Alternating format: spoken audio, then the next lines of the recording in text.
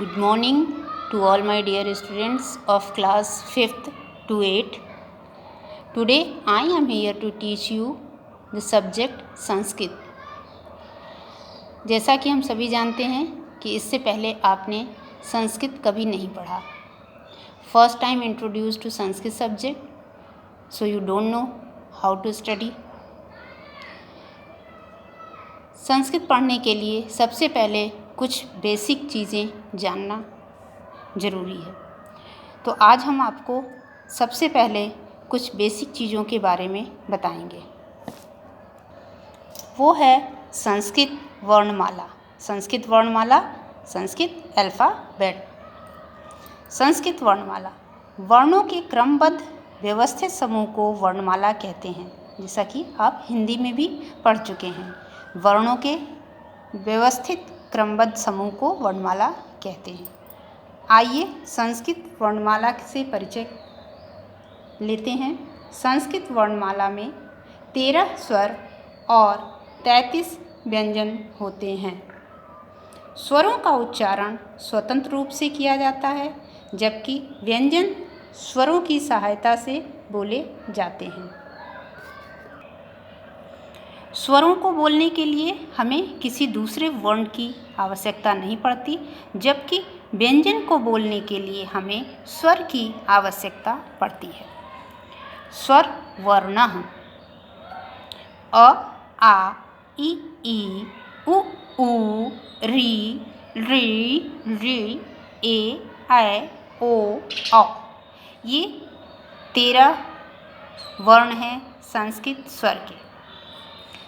Next व्यंजन वर्णः. ये विसर्ग लगा हुआ है यहाँ पर, इसको विसर्ग कहते हैं. और इसको पढ़ने के लिए हमें वर्णः, यहाँ पर अह का प्रोनाउंसिएशन होता है, उच्चारण आता है. ये व्यंजन को क्लासिफाइड किया गया है, इनको डिफाइन किया गया है, इनको वर्गों में बांटा गया है. क वर्ग, च वर्ग, ट वर्ग, त वर्ग, प वर्ग, अंतस्थ, उष्म. क वर्ग में आते हैं क, ख, ग, घ, अंग. ये क, ख सभी अक्षरों के नीचे जो एक लाइन लगी हुई है, इसको हम संस्कृत में हलंत कहते हैं. हलंत इसलिए लगाया जाता है क्योंकि ये अधूरे वर्ण हैं. जब हम हलंत हटा देंगे और इसमें स्वर ऐड कर देंगे तो ये पूर्ण वर्ण कहलाएंगे. क को बोलने के लिए क हलंत प्लस अ लगता है, तो ये पूर्ण वर्ण होते हैं. तो ये क वर्ग में क, ख, ग, घ, अंगा. च वर्ग में च, छ, ज, झ, इञा. ट वर्ग में ट, ठ, ड, ढ, अण. त वर्ग में त, थ, द, ध, न. प वर्ग में प, फ, ब, भ, म. अंतस्थ य, र, ल, व. उष्म श, ह, स, ह. ये हैं व्यंजन वर्ण. ये व्यंजन के वर्ण हैं. क से प वर्ग तक के व्यंजन जो हैं, इनको हम स्पर्श व्यंजन भी कहते हैं.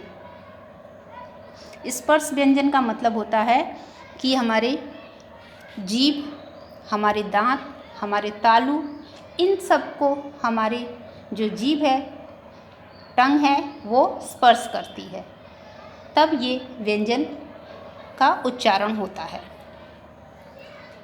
इसके अतिरिक्त 2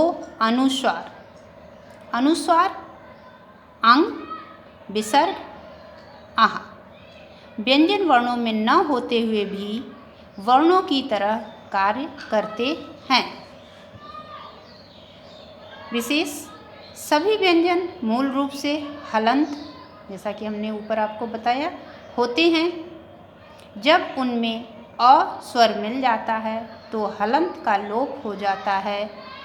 जैसे क प्लस अ इक्वल टू क. तो ये थे संस्कृत वर्णमाला. आइए अब हम देखते हैं संयुक्त वर्ण।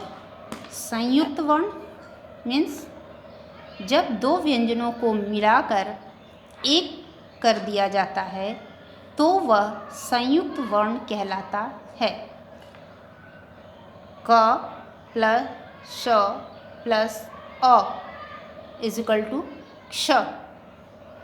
द प्लस य प्लस अ प्लस ध्य। त प्लस र प्लस अ त्र। प प्लस र प्लस अ इज इक्वल टू प्र।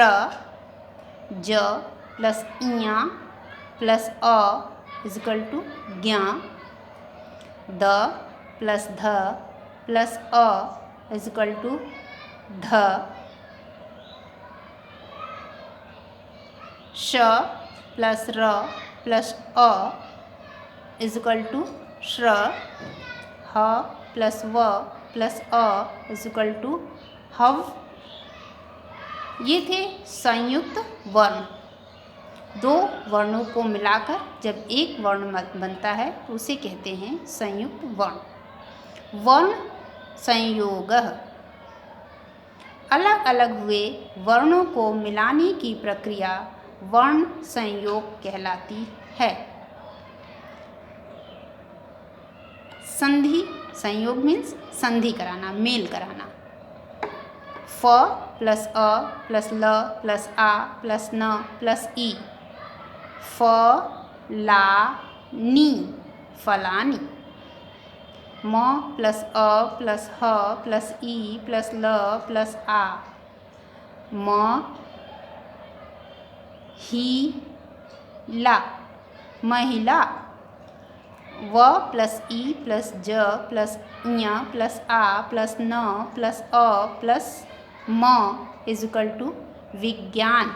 यहाँ पर देखिए कई वर्णों को मिलाया गया है, इसको कहते हैं वर्ण संयोग। प प्लस र प्लस अ प्लस ण प्लस आ प्लस म प्लस अह इज इक्वल टू प्रमाणः। च प्लस अ प्लस क प्लस र प्लस अ प्लस म इज इक्वल टू चक्रम। उ प्लस श प्लस ट प्लस र प्लस अह उष्ट्रः।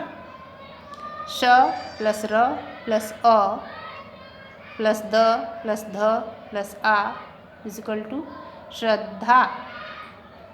तो ये थे वर्ण संयोग। आगे देखते हैं क्या है वर्ण विच्छेद। वर्ण विच्छेदः जब किसी शब्द के वर्णों को अलग अलग कर दिया जाए तो वह वर्ण विच्छेद कहलाता है।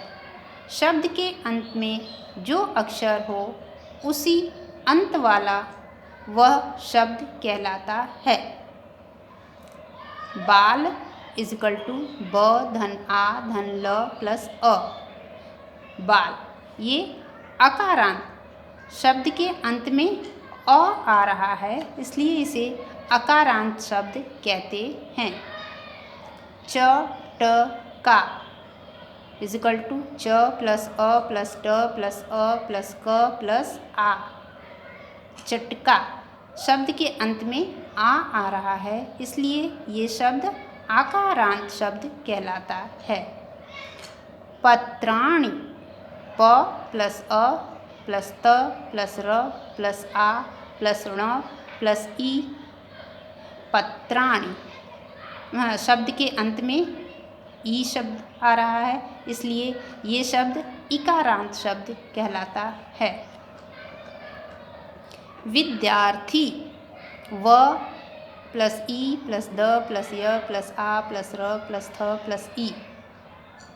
यहाँ शब्द के अंत में ई आ रहा है, बड़ी ई, इसलिए इकारांत शब्द कहलाता है।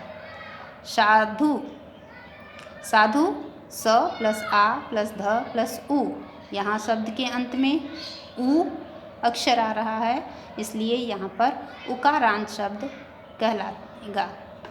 मातृ म प्लस आ प्लस त प्लस री। ऋकार री शब्द के अंत में री आ रहा है, इसलिए ये ऋकारांत शब्द कहलाता है। भवत, भ plus a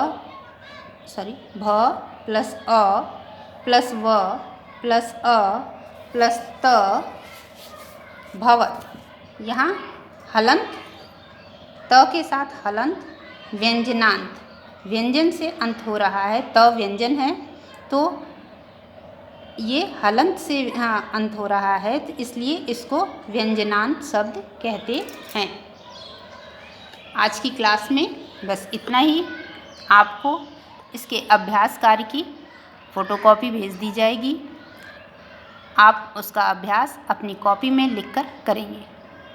that's all for today's class. Thank you very much.